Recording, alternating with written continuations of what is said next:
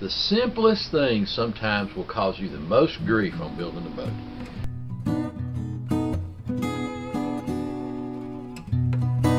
For me, it was this: painting the floorboards. I like to do them ahead of time. I should have started earlier. I thought I started in plenty of time, but they've actually held me up for about 3 days on this. What happened? What happened, I don't know, but I sprayed these. I had 3 or 4 coats on them. Do the back sides first. They don't show. I don't worry about getting them perfect. Try to get the tops nice and slick, and I had these looking great. One final coat, moved them outside from the shop because the smell was bothering me.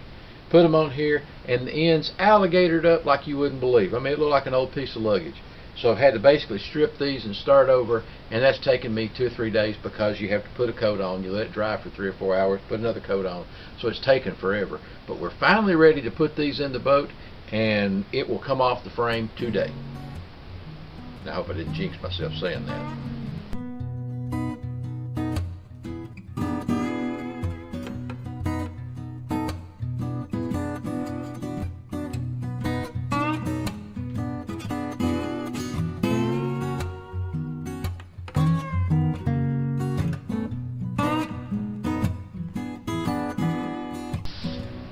Clean up all the scrap in the floor so I don't trip over anything.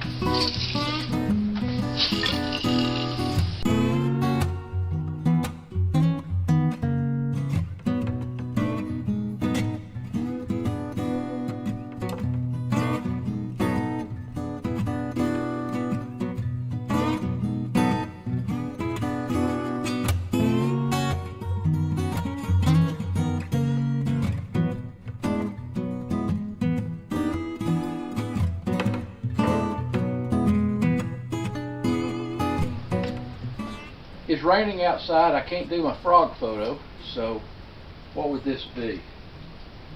My frost photo, frame on stand. Anyway, frame is done. Got a lab where these 2 joints were. The frame's complete.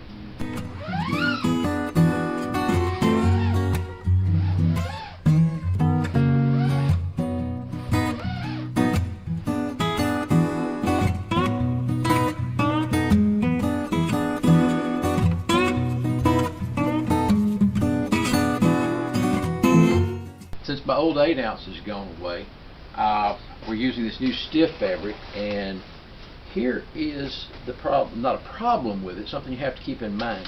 With the old 8-ounce, you could do this. You could pull it down and wiggle it around and stretch pull the fabric around and work that weave out so you had no wrinkles, and you could just do this smooth all the way up and just stitch it in place.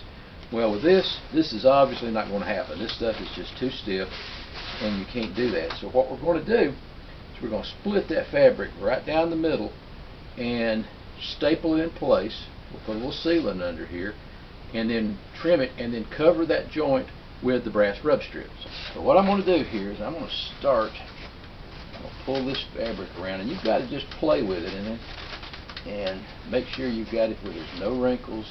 You're going to be able to pull this tight, pull out those wrinkles. I like that right there. What I do on this side is I'm going to clamp it right there, and I'm going to spend a few minutes with this, just making sure I'm happy with it. Alright, I finished monkeying around with this thing, and I finally got it where I like. Surebonder air-powered stapler, stainless steel staples. You don't want steel, they'll rust. Wonderful tool. Love mine. I applied a little sealer down through here, kind of a belt and suspenders approach. The paint will soak through and should seal this up just fine, but little sealer will not hurt anything. Alright, I'm going to pull that down right there. That wants to buckle a little. Pull that tight. I normally was going to put screws in here. I try not to put any more staples than I have to. And if you do, put them right up on the edge. Let's see, I'll put it on this side. Angle it in. Right. Then I like to pull them over the first side and just staple it off over here, and then I'll trim it again, rather than have it in the way.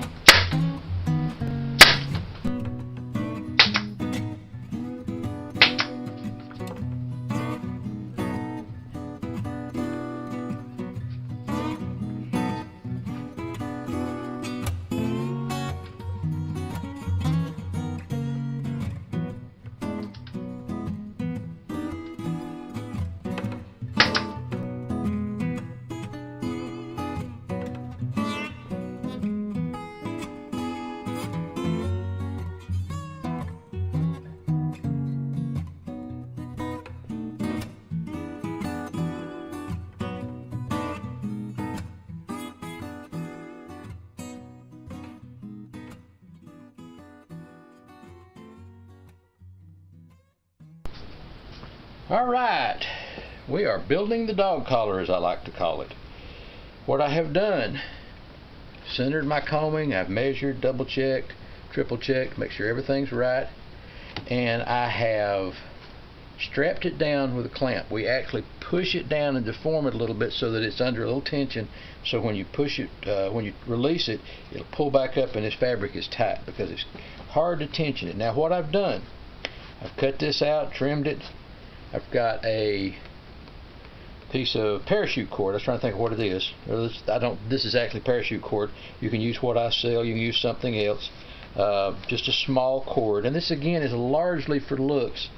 And all of this is because it makes it look better. So what I'm doing, got my holes drilled here. They probably don't show up on this black. There's so much contrast.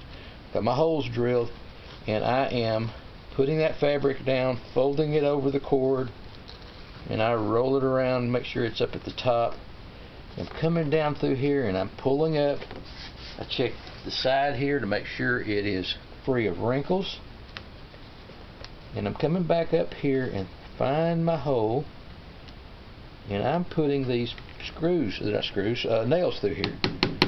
No, that is not going into the wood, it's going through the hole.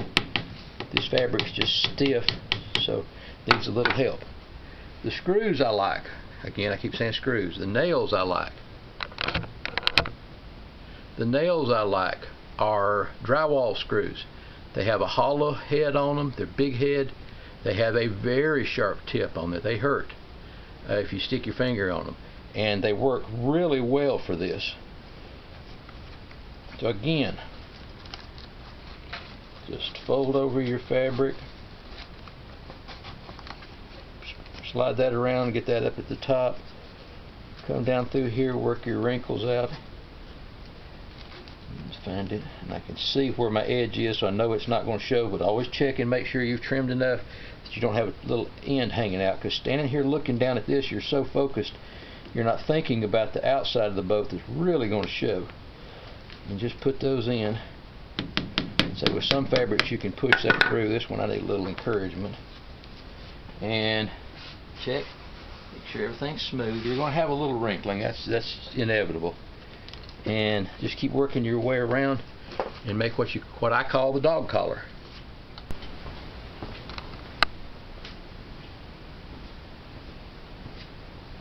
As I was showing you my dog collar, I'm using the nails, putting this into position, and the nails just hold it. And now I go back and sew it. If you want to sew it one length of thread, measure around whatever it is. I don't know if it's 5 foot. Then you need 15 foot of thread. It takes 3 times as much because you're going to have to go around it twice. But now what I've done, say I pulled the nail out, I've started stitching, and I hold it with a hemostat every couple of stitches. And I'm going to go through the old hole, and this one is going to be a little tricky. We'll have to lift it up to catch this one. It actually wasn't that hard. Pull it through. As I say, I like to sew with a lot of thread so I don't have to splice it. You have to be careful, it tangles real bad. Now I'm going to go over here and I'm going to pull this spike out. Those things are sharp, so I use a dowel a lot of times. One at a time. back in here. You can actually go through the hole you made with that nail. Out. You don't want to do more than just a couple like this before you put a hemostat on it. Go back over here, push this out. You can already hear it. It's already snug just from this.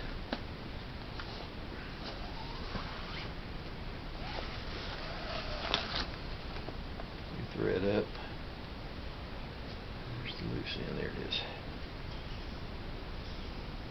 Move my needle. Okay, and then I'm going to come back over here to this one. Always checking around here, pulling it back up snug, check the fit. And I'm going to come through right there. I think that's about 2 stitches. Knot. Lots of knots. Alright, come to that side.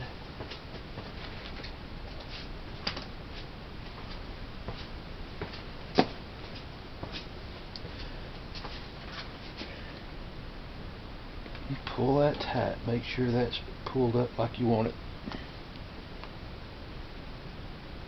Clamp it off. Rinse and repeat. We're going to go all the way around twice.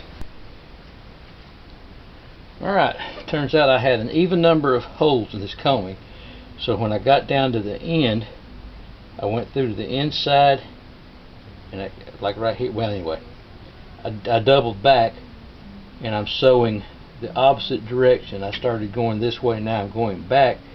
As you can see, the second time around fills in the gaps there. So it's sewn on both sides now. There's not going to be spaces. I just close those up by doing this. Odd number of holes, you'll just go around twice. Even number of holes, you're going to have to double back, and it'll become apparent. Again, I'm not trying to teach you how to do it in this video. So I'll work my way all the way back around, and I'm going to call it a day. This makes my back sore. So if when I finish this up, we'll be good for the day. And tomorrow, start sewing on the decks.